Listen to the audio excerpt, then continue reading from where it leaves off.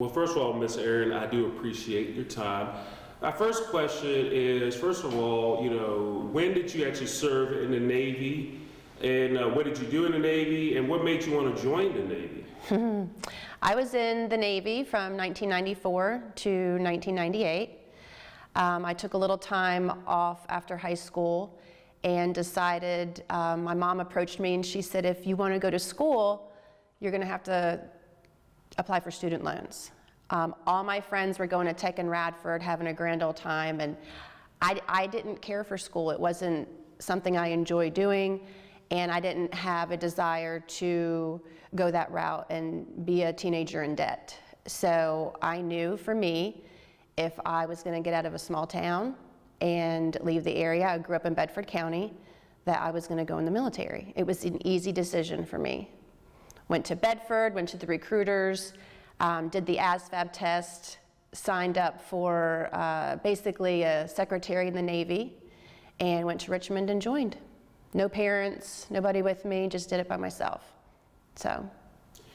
So where did you serve in the Navy? I was stationed in Arlington. I worked in Crystal City. I worked for a command called Navy International Programs Office.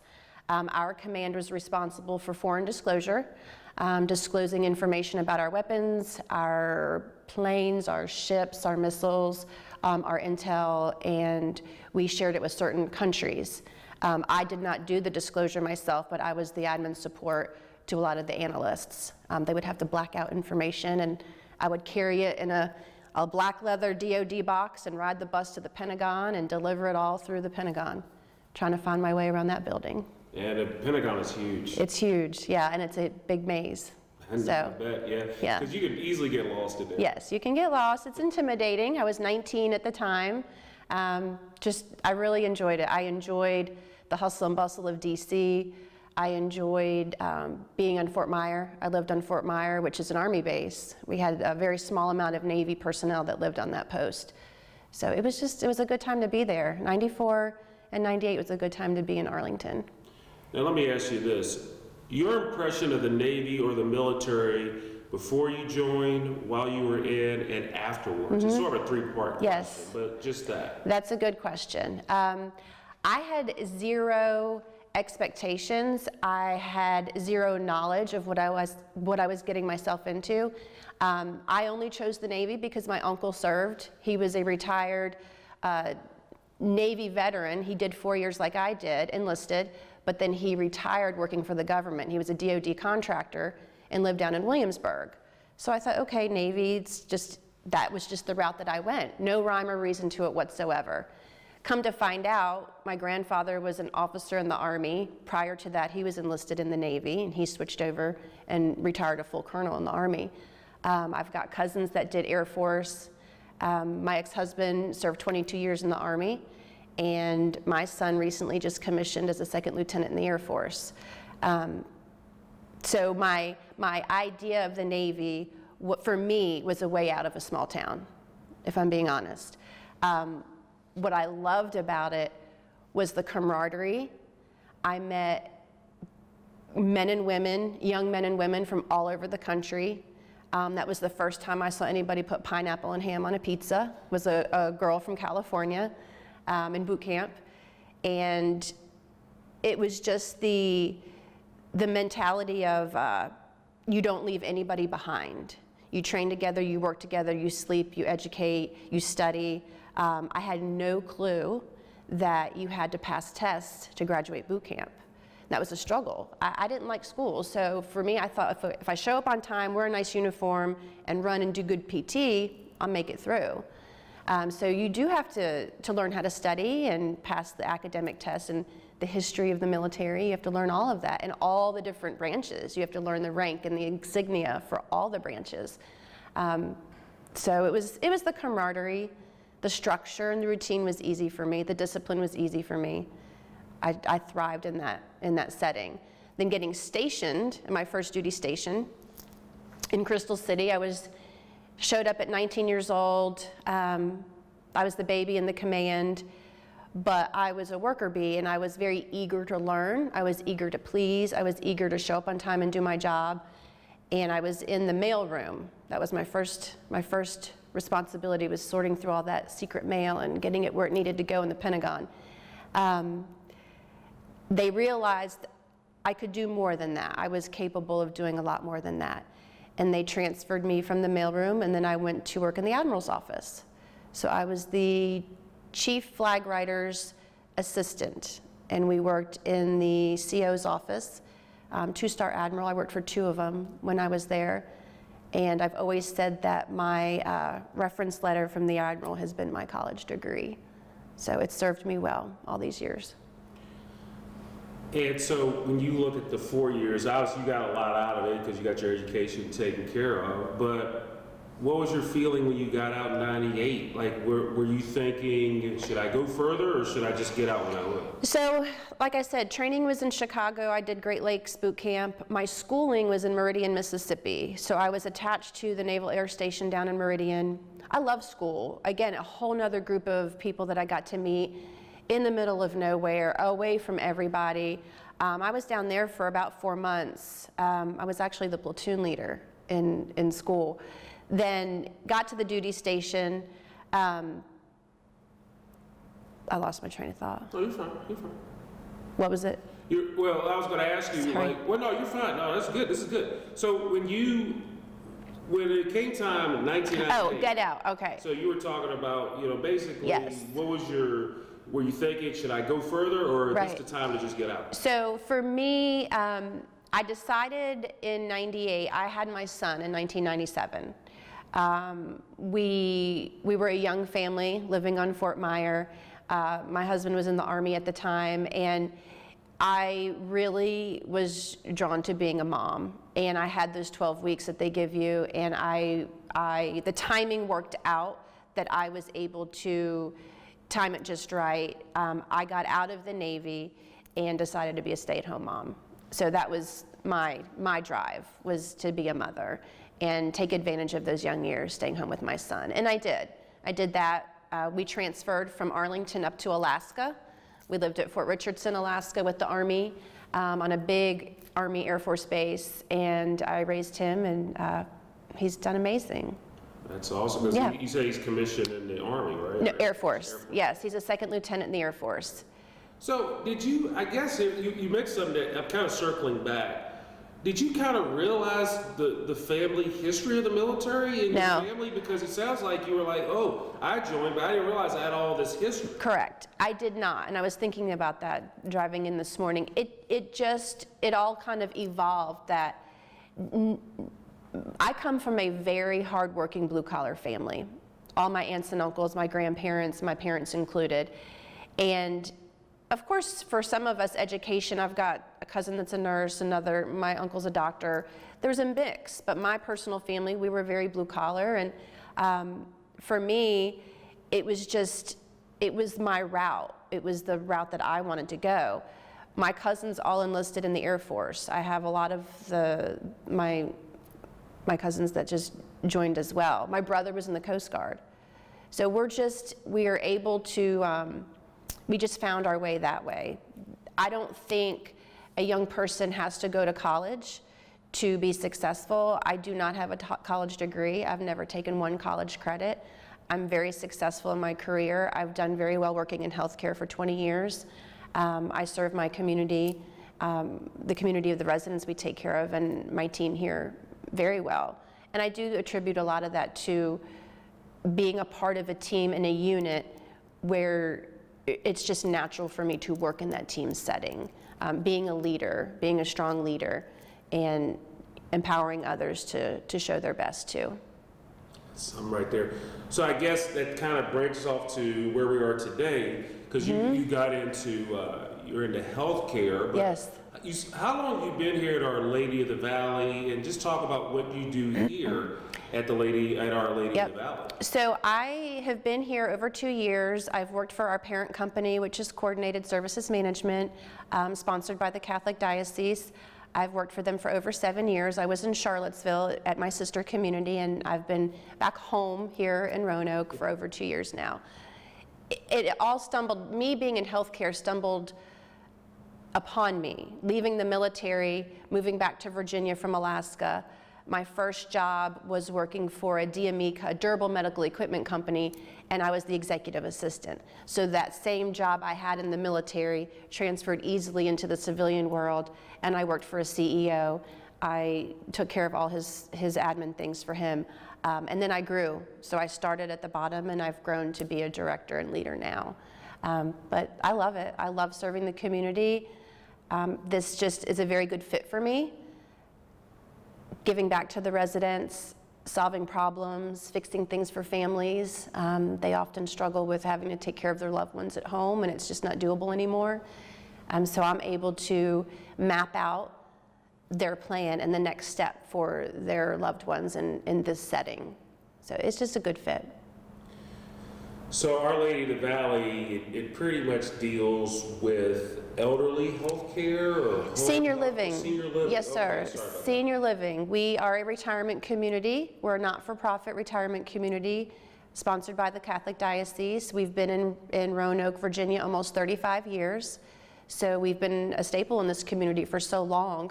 We offer, this community offers assisted living, memory care, skilled nursing, short-term rehab, and long-term care nursing. Awesome. So what is your actual, if you had to boil down what your job is, you've been here for 2 years, if you had to boil it down to what your function is, what is it and what's your main part of your job? I solve the problem for my clients that come in looking for what exactly to do with their parents, their aging parents. They can no longer take their medications properly. They're not safe to be home alone anymore. They may be wandering around the community. It could be simple things like, I just don't want mom home to be by herself. She's isolated. I think the pandemic, it really opened our eyes to how important it is that seniors are not left home alone anymore. And you've got communities like this that can serve them. We enrich their quality of life. We provide them the stability and the structure, kind of like the military. You've got a routine, you've got a calendar, you have 3 meals to go to, you've got people around you all day to cheer you on and to motivate you to be your better self. And that's what we do. I mean, we're the residents' cheerleaders, and we oversee everything that's healthcare related for them. How does working here touch you personally? I mean, how does it impact you? A lot of different ways. I work with a team of people that we have a very mutual respect for each other. We are all strong professionals. We all come to the table with a lot of experience and a lot of passion for what we do.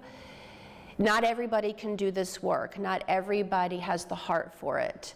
And it just takes the right person to do it. I have a community relations coordinator that I interviewed that told me she sat with her grandparents in their last years, and she didn't necessarily have all that experience, but I said, I'm going to hire her because she had that in her heart. And she gives back to the residents every day with her smile and her enthusiasm. But she also brings a lot to the table as well. We all do. For me personally, my role is, it's kind of juggling a lot of balls at the same time. I love real estate, I love construction, I love healthcare.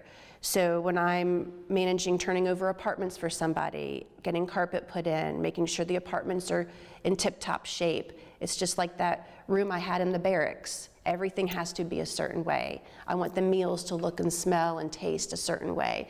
So it's just that structure. And then the camaraderie.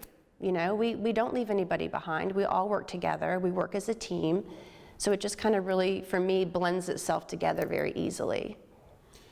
It's kind of interesting because, like I said, in the military, this is, you mentioned something earlier, this is kind of like the military, but not maybe in the sense of the military, but you use the principles that you learned in the military, you apply them here. Yes. Which has to be real neat and real interesting. Yes.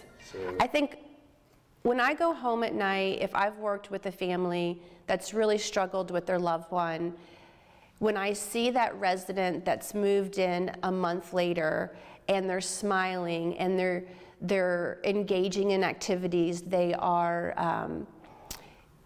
there's a light in their eyes again. I can see that we've made that difference. We've brought joy back into their lives. I also like to mentor the younger professionals that are coming into the business to kind of steer them along the way. You know, that's important to me. I've learned that teaching, not necessarily training, I don't need to train, but mentoring, showing them a different way, a different approach to things. When I've done this for 20 years, it's easy for me to say, you know what, we could do it this way and here's why. And it kind of is those little light bulb moments. That makes me happy, giving somebody a light bulb moment of, okay, like what would Erin do? You know, this is a good thing. But for me, the residents and the families, being very appreciative, very, very thankful and grateful that their loved ones are here. I'm trying not to, are they considered patients? I guess that's Residents. Residents, yes. Okay, so I want to make sure I have that because I don't want to say patients. Residents. Residents, yes. Okay, so I guess here's the question. How many residents do you have here? We have the capability for 114 in the assisted living and memory care, and I currently have about 105. That's pretty cool. Mm-hmm. So when you look at, you know, the people that you service, I mean, it's got to just be so joyful to it's rewarding. Help all that and rewarding. It's very rewarding. The work we do, if you do it for the right reasons and you have the heart to do it, it's extremely rewarding. My work is very rewarding. How many employees do you have under you that you supervise? Just one. Just one? Yeah. Oh, okay. Oh, I thought. We're a team. We have a marketing team of 3 of us. Right. We have Kayla Metter, who is our admissions director for the rehab and nursing side of the community. Kelly Johansson is the community relations coordinator, and myself. So there's a marketing team of 3 of us. And so y'all roll deep. We do. We do. I guess my final question for you is, you know, like I said, just the impact. I mean, you know, people say, well, if it wasn't for the military, I probably wouldn't be where I am today. And Absolutely. So when you look at that, you look back at your time in the military, and you see fellow veterans out there that have a life after the military. What comes to mind for you, and just your feelings when you see a veteran? Because it's kind of like, it's like a brotherhood or a sisterhood. Absolutely, and I work with a lot of veterans here. I have coworkers, I have a couple coworkers that are veterans, but then some of the seniors that I have that live here are veterans. I have one female veteran that was also in the Navy. She came to us from the VA Medical Center. It's very rewarding because we understand the language, the camaraderie, the kinship that we have together. The reason why we stand a certain way, shake a hand real firmly, you know, have that eye contact. Those are all things that were instilled in me when I was 18 years old, and it has served me well now. I have more people compliment 2 things, my handshake and my ability to be just very transparent and honest. I don't have to dance around what we do here at our community to take care of the residents. I'm just very transparent, and I can map it out.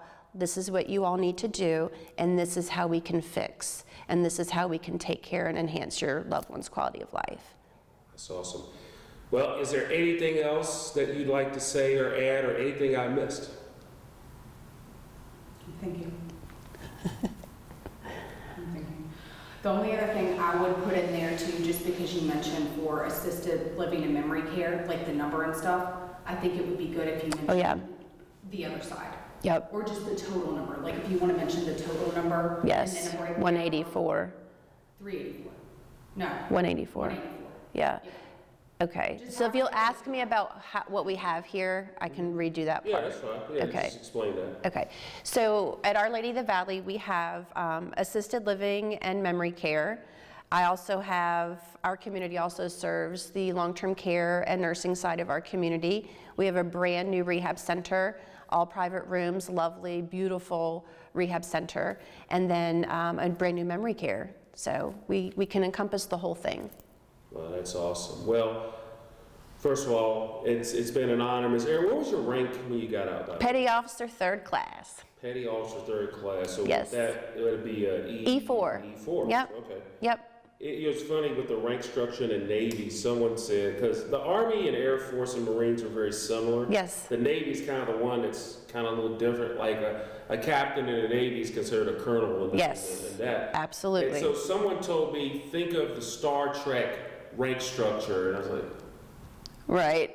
Yeah, I guess an admiral in the Star Trek is high. Right. A captain is in charge of the entire ship. So Yes. I guess that's similar. Someone told me that. I said, I don't know if I really want to compare the Navy No. to Star Trek. No. But it kind of made sense because it was like I didn't understand. And my dad was in the Navy. Yeah. And I couldn't tell you what all the stuff's on their uniform and all that. What did your dad do? He was in the Seabees. Oh, see, I wish I had done that. If I could, I think that's a good question also to kind of ask your veterans, like, what would you have done differently? Right. Right? What would you have done When differently? you say that, well, what would you do differently? If I had to do it all over again, the admin route was an easy thing for me right after high school. I knew I could type, I knew I could proofread, I knew I could do the computer. That was easy. But if I had to do it all over again, I probably would have done the CBs because I love construction so much. I could have built bases, I could have built buildings, I could have built bridges, I could have done all of that. And my dad's a builder, so I love that piece, and I think I would love to be able to build homes and invest in property, and I kind of do a little bit of that now, but yeah, I would have done CBs. Yeah.